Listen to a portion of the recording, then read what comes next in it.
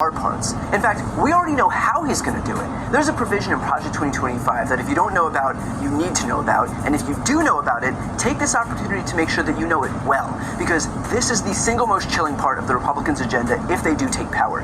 It's called Schedule F. It's an executive order that Trump tried passing once in October 2020, but he ultimately didn't have time to put it into effect because he lost the election a few weeks later in November. That executive order sought to reclassify hundreds of thousands of career civil servants who populate the government, people who work at DOJ, FBI, IRS, FCC, as political appointees. So right now, a president can only replace about 4,000 people in the federal government when they take office. Donald Trump wants to expand it to almost everyone. This would mean hundreds of thousands of experts in their field could be replaced with absolute loyalists to Donald Trump.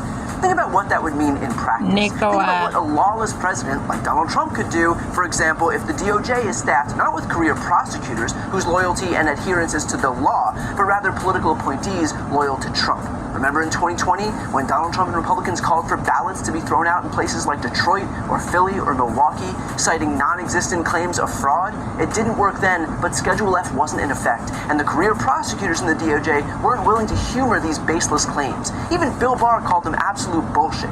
But if Schedule F is in effect, and now you have thousands of Trump sycophants in charge of validating these claims and deciding, you know what, we think there was fraud in these Democratic strongholds, and those votes have to be thrown away. That means that suddenly, votes in big population centers at the heart of these bogus fraud claims would be at risk. And think about whether it's possible to win elections for Democrats